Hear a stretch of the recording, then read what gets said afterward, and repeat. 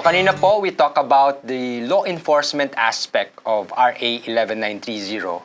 So ang pag-usapan naman natin ngayon ay tungkol sa prosecution and investigation. Alam nyo, mga Panieros, my dear colleagues, I have observed that another trauma that the victim survivors go through after their rescue ay yung taking of statements nila and appearance nila sa court hearings. Oo, lalo na kung ang facilitator ay ang kanilang mga magulang.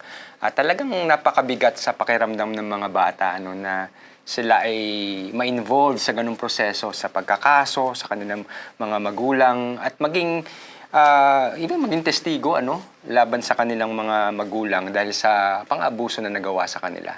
Yes, I think we should emphasize yung situation nga po, as Attorney Ray mentioned, that these victim survivors were actually led to believe by the facilitators. In this case nga, usually mga magulang, family members nila, na wala lamang masama sa ginagawa nila. They are being just obedient and doing this to help the family. We have heard this. We have seen this sa ating survivors.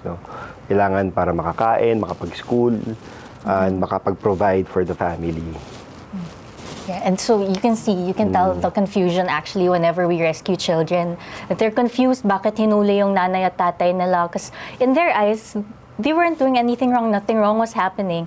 So they really are confused, and sometimes they don't see what's going on, and part na din yun nung struggle nila as victim survivors. Kaya nga po, napakahalaga na itong mga child protective measures na nasa bagong batas natin sa RA 11930 that provides the victim survivors protection from the trauma that they're experiencing in these situations. So, para sa ating mga viewers, Attorney Reyna, Attorney Ayan, how will RA 11930 address this particular dilemma na kapag nag-testify ang mga victim survivors against their parents, anong mga child protection measures ang dapat in place? Ano-ano tong mga na-mention mo kanina, Attorney Reyna? So one of the measures na nasa RA 11930 is with regard to taking the victim statements, right? So before naman pumunta yung mga bata sa court, kinukuhanan din sila ng statements after their rescue. So it starts there really because syempre for victim survivors, it's hard even to tell their stories, and usually they're subjected to multiple interviews before, right? So under this new law, it's actually mandated that the interviews be jointly conducted by the investigators and the social workers already, because what we've seen before, kailangan marinig ng investigators yung kwento nila, kailangan din ng social workers for their case study reports to hear their stories. So ngayon, if joint interview na between with the investigators and the social workers, that helps the child rin. Kasi isang beses na lang sila magkakwento dito sa dalawang tao na to. And of course, the law also provides that these people should be trained to conduct child-friendly interviews so that they know how to, talk to these children and ask them questions in a manner that they won't feel attacked or that they would feel comfortable to tell their stories. Yan yung tinatawag natin na trauma-informed, di ba, Attorney Ray? Yes, napakahalaga niyan na kasama talaga yung trauma-informed process, lalo tigit pagkasama itong mga bata ay involved sa legal proceedings. Yes, actually, Attorney Ray, Attorney Gat, I think even before the enactment of this law and the IRR, yan na yung nagiging practice of our partners in government, trauma-informed investigation and processing ng mga bata. And yun yung, I think, kagandahan dito sa IRR kasi yung principle, the trauma-informed care was incorporated in the IRR, and it even went further than trauma-informed. It's trauma-informed, victim-centered, gender-sensitive, and disability-sensitive din. So it's really expanding. It expanded and it's still expanding.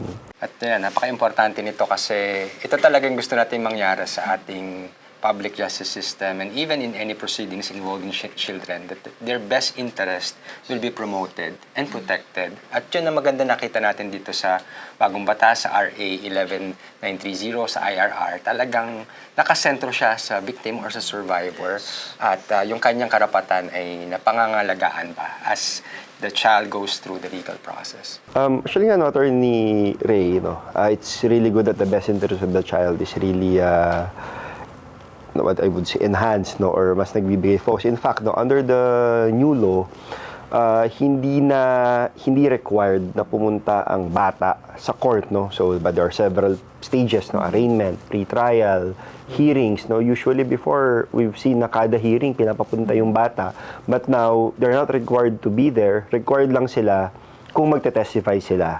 At kung magte-testify man sila, the rule on examination of child witness must be strictly enforced, no? So ibig sabihin, hindi pwede yung mga harassing questions, no, na or makikipag-argue dun sa bata, 'di ba? We've seen this po, no, that children are being, for lack of a better term po talaga, harassed in court, no, and this is because of the lack of trauma-informed, no, prosecution, or trauma-informed, I would say, litigation, kasi they are not being treated as children, but under the rule of examination of child witness, iba yung treatment sa kanila dito, no. Kailangan na kapag hindi na kaya ng bata mag-testify, patigilin. Kailangan hindi sila ilagay sa situation where andyan yung accused sa tabi, no. So maraming mechanisms na nandoon sa rule of examination of child witness which should be strictly enforced under this law, no. And we have seen this too, that even with the enactment of those rules, ano pa rin, very rampant pa rin, I would say, yung mga na-experience ng bata na hindi maganda sa court, no. Again, our goal really is, may trauma na yung mga bata dito, eh. So our goal is ma-prevent na yung re-traumatization while they are in court. At yan din yung kagandahan sa ginagawa natin sa IJM, in partnership with our government prosecutors. Talagang we are promoting a child-centered process, a process that will really promote the best interests of the child. Para maging hindi traumatic yung experience, kumbaga shielding them from all the negative effects of participating in the legal proceedings. Lalo't higit nga dito kasi sa kasong ito, karamihan ng involved ay mga magulang ng mga bata. And this was actually confirmed by a study that we commissioned in 2020. At sabi doon sa study, about 41% ay mga biological parents ng mga bata, yung mga perpetrators sa krimen ito. And about 42% ay mga blood relatives ng mga bata. So about 80% related sa mga bata, yung mga perpetrators sa OSAEC. At sa 2023 report ng Anti-Money Laundering Council or AMLC, sinasabing there has been a 146% increase in suspicious transaction reports or STRs relating to OSAEC from 2019 to first half of 2020 compared to the second half of 2020 up to the end of 2022. Exactly, Attorney Kath. Yung mga payment service providers, actually, sobrang laki talaga ng role na ginagampanan nila sa usaping USAIC at SISAIM. So, under RA 11930 nga po, you mentioned suspicious transaction reports. So, these payment service providers really do have a duty to report any financial activities related to USAIC and SISAIM. And they're also required to provide financial information to our law enforcement authorities whenever there's a court order requiring them to do that. Actually nga, no, the new law recognized nga that OSAIC really is a transactional crime. No? May economic aspect din po talaga ito. Kaya nga, ngayon, no, they are really, not just under the new law, no, but even within AMLC regulation, may requirements na po talaga na mag-detect ng mga suspicious transactions, no, so that they can also refer these transactions to the relevant law enforcement agency para makapag-conduct pa ng further investigation, no, or may even lead to rescue, no, or even arrest, no, ng mga OSEC perpetrators. So napakaganda pala, Attorney Ayan, na very strong yung ating laws and even regulations pagdating sa even sa payment service providers, lalo't pagdating sa kaso ng OSAIC. So pag sinabi nating payment service providers, ano may ibig sabihin natin nito? So ito po yung mga, sure, we're using this every day, no? GCash, Paymaya, at some point even Grab, since may payment services sila, no? Amazon, no, internationally. So yun po, no, maraming all other similar na businesses, no. So talagang other than yung mga before po kasi, no, yung traditionally ang iniisip natin diyan nagre-remit ng pera yung mga foreigners. dito po sa Pilipinas, no. Pero naging sophisticated na rin po sila, lalo na rin po during the pandemic, no, na lahat tayo online payment. So ginamit na rin po nila yan, no. At even nga po yung cryptocurrencies, nagiging mas popular na po siyang ginagamit ngayon, no. Even sa mga not just foreigners transacting amongst themselves, but even foreigners transacting with local facilitators, no. Kaya nga po nakakagulat sa totoo lang po na even makikita po during operations na yung bahay barong-barong, pero cryptocurrency po pala, di ba? Parang very surprising. Naging wise na sila. Napakadali nang magpadala ng pera at madali na rin mag-receive ng pera. We really have a very robust financial infrastructure in place. Yes. So napakadami na talaga nitong mga platforms where you can do monetary transaction. Pero maganda is nasasabayan ng batas natin itong IRR natin, even other regulations that would really even monitor the transactions in these platforms. Yes. Actually, even other than yung pag-address ng law sa mga yan, I think the better or yung mas maganda po nangyayari ngayon is that our government, especially the Anti-Money Laundering Council, is enhancing their work towards it. Kasi nga po in the same study that Attorney Kat mentioned, we have seen there nga rin that amongst the anti-money laundering crimes or suspicious transactions, ang majority po talaga dito are OSEC o SAEC cases, not mas na-surpass pa nga po niya yung fraud, yung terrorist financing, no? Talagang majority o SAEC. Kaya nga po, it's very good to see even traditionally po kasi it's the PNP and the NBI who are investigating these cases. But ngayon, even the Anti-Money Laundering Council is investigating, doubling down their efforts in regulating these payment service providers, and at the same time cooperating with our NBI and the PNP and even the foreign law enforcement partners in the investigation of these cases. So napakaganda, Attorney Ay, nakita talaga natin yung increased in interagency collaboration and partnership ng iba't ibang ahensya ng gobyerno para talaga sugpuin ang krimen ito. Ngayon naman, Attorney Ray and Attorney Ayan, pag-usapan natin itong mga internet service providers at itong internet intermediaries. Ipaliwanag muna natin sa ating mga audience kung ano ang ibig sabihin ng mga to. Okay. So, internet service providers po, ito yung basically mga companies na nagbibigay ng infrastructure po sa atin na makagamit po tayo ng internet, no. So, konti lang naman po sa Pilipinas yan, no. It's Converge, Globe, Smart, PLDT, Sky Cable, and others, no.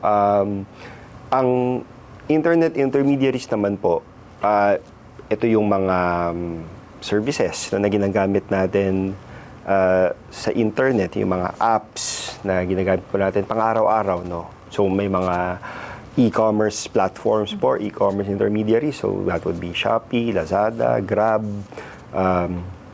and Amazon, no. Yung iba naman po is social media intermediaries. So yun po yung Facebook, Twitter.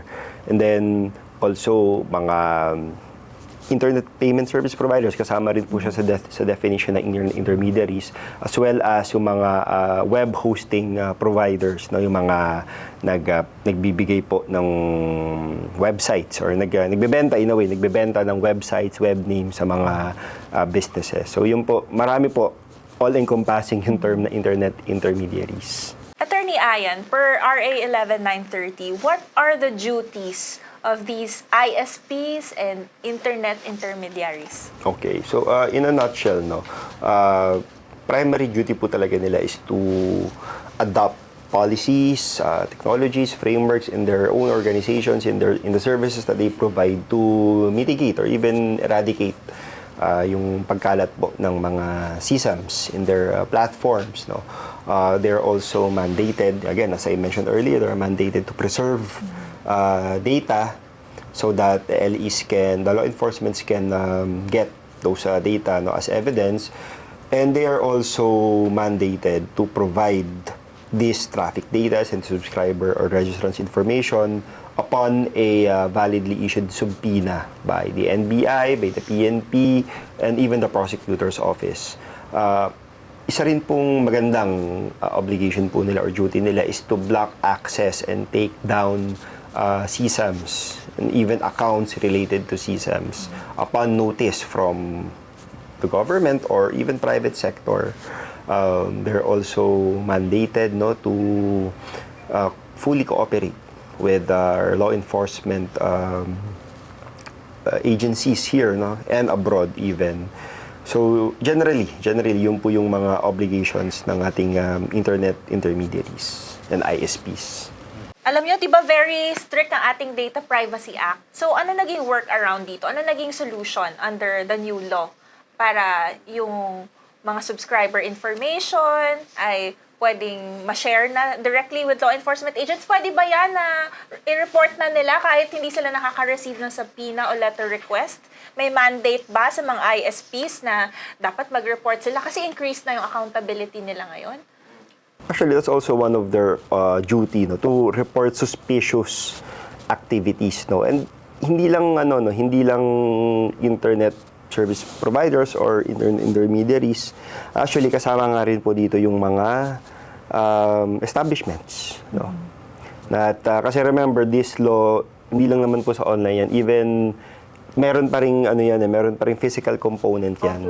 Offline component, yes. That should be addressed. So, maliban po sa pag-provide nila ng reports, it's even other physical businesses are required, especially yung mga hotels, yung mga vacation houses, etc. po. So, under the new law, compelled na ang ISPs to report suspicious transactions.